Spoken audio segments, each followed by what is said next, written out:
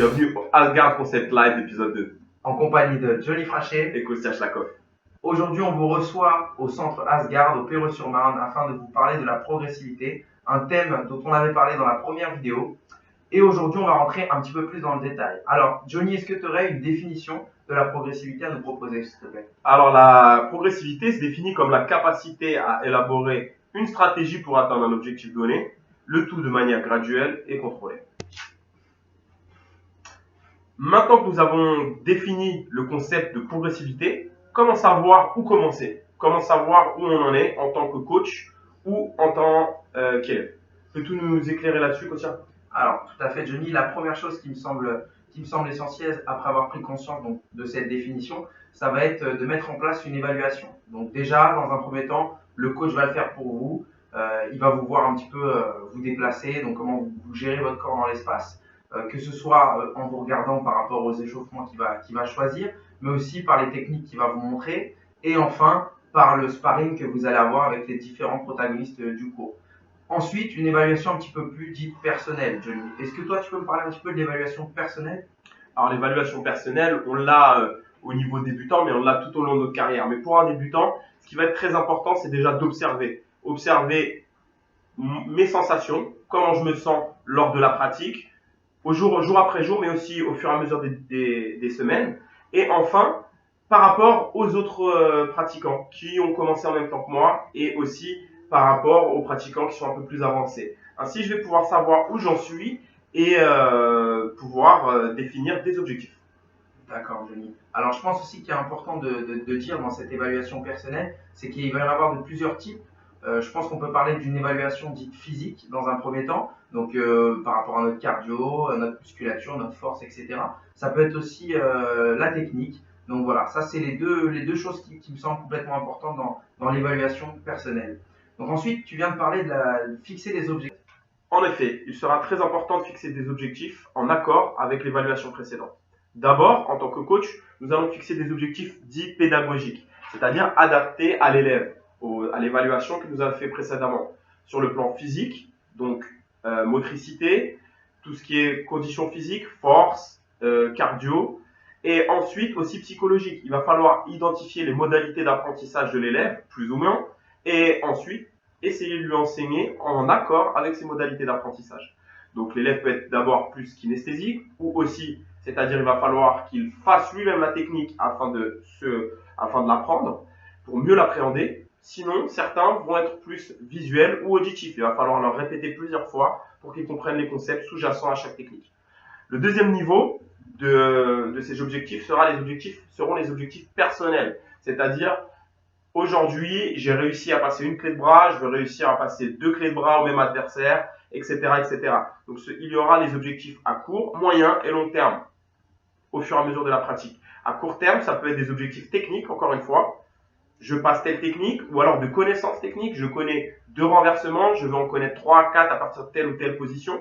Ça peut être aussi des objectifs physiques. Je veux réussir à tenir 3 fois 5 minutes de sparring.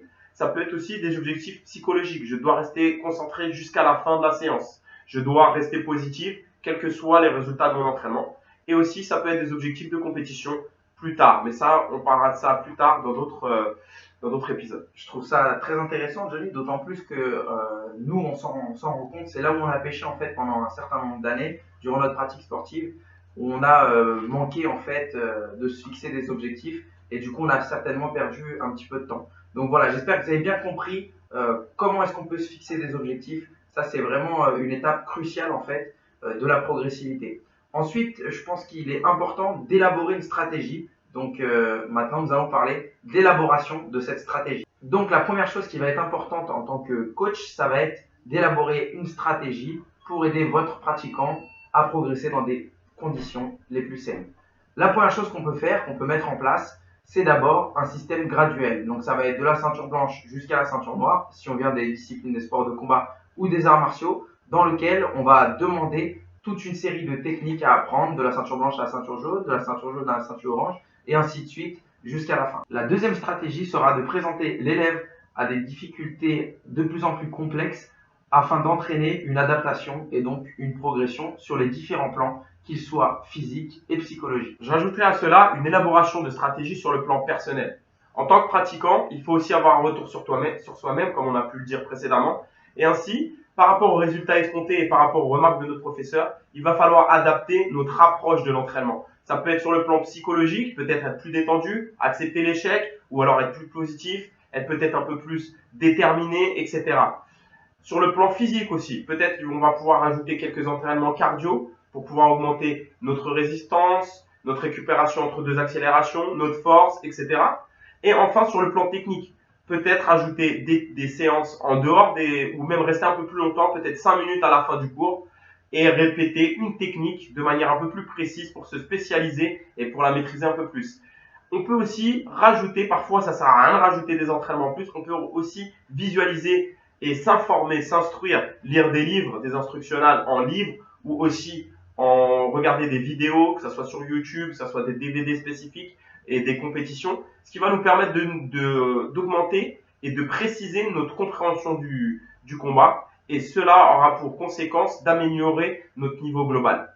Et je pense aussi ce qui est intéressant à dire dans l'élaboration de cette stratégie, c'est aussi de se fixer une date butoir en fait. Une fois qu'on s'est fixé un objectif, qu'on a élaboré toute une stratégie pour l'atteindre, il nous faut quand même une date pour pouvoir terminer en fait ce protocole.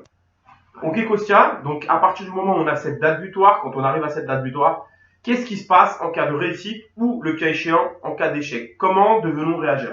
Alors, la première chose à faire quand on arrive à cette date butoir, ça va être de réévaluer, donc voir un petit peu où est-ce qu'on en est. Si on a réussi, comme tu l'as dit, et ben là, ça va être relativement simple. On va garder un petit peu le même chemin, donc on va continuer sur la stratégie qu'on avait élaborée juste avant. Peut-être ajouter 2-3 petites choses, ça peut être ajouter des entraînements techniques pour augmenter encore notre capacité d'apprentissage, mais aussi augmenter un petit peu nos attentes en fait physiques, donc peut-être rajouter 1 ou 2 trainings sur le cardio, sur la force. Voilà, ça me semble dans un premier temps primordial pour continuer en fait dans cette bonne voie. Maintenant, si jamais on a eu un échec, Johnny, toi, qu'est-ce que tu préconises à quelqu'un qui vient de subir un échec et qui aimerait lui aussi réussir à l'avenir? En tant que coach et en tant que pratiquant, l'approche que j'utilise en cas d'échec, ça sera la méthode régressive. C'est-à-dire que je vais retourner en arrière et essayer de trouver les éléments qui n'ont pas été en accord avec le résultat escompté, c'est-à-dire la réussite, la victoire de mon objectif précédemment fixé. Aussi, ce que je voudrais rappeler, parfois, il ne sert à rien de rajouter des éléments, des entraînements, etc. parce qu'on peut tomber dans le surentraînement. Parfois, c'est aussi préciser la pratique, préciser, rendre plus précis notre entraînement, notre concentration, notre état d'esprit, notre approche. Voilà, c'est le conseil que je peux donner en cas d'échec. Voilà, on tenait à vous remercier. J'espère que cette vidéo vous aura plu. Donc, vidéo sur le thème de la progressivité. Alors, nous, en plus, on est en plein dedans. J'espère que vous l'avez remarqué. Petit à petit, on essaie d'améliorer nos vidéos. Donc, là, on est dans un nouveau cadre au Asgard Center. D'ailleurs, on vous invite à nous rejoindre pour les cours de lutte à livrer, MMA avec Johnny, lutte à livrer avec moi. Vous avez aussi du cross-training avec Chris Stabil et Julien. Donc voilà, n'hésitez pas à nous rejoindre. Ensuite, Johnny, je crois que tu voulais envoyer un petit message à nos sponsors. Alors, on voudrait remercier nos sponsors qui nous soutiennent et qui nous soutiennent pour nos combats, pour nos compétitions, mais ils nous soutiennent aussi pour ce programme. Pour ma part, c'est Gear for Fighter, mon sponsor de toujours, Alice Pizza, Nasser Nutrisport pour la supplémentation. On a aussi SFI, on a Kraken Fightwear et Kemeo. Donc Kemeo, une agence immobilière à Le Perreux-sur-Marne. Voilà, on vous tenait à vous remercier. On espère que d'autres viendront nous soutenir rapidement. Et on vous dit à bientôt pour la prochaine vidéo. Prochaine vidéo qui portera donc sur les filières énergétiques et sur leur utilisation dans le domaine des sports de combat, mais aussi dans la musculation et la course à pied. Et j'espère que cette vidéo pourra vous aider dans votre pratique. Voilà, vidéo avec Johnny et Chris Stabil. On vous dit à bientôt. Merci à tous. Ose le livre toujours fort.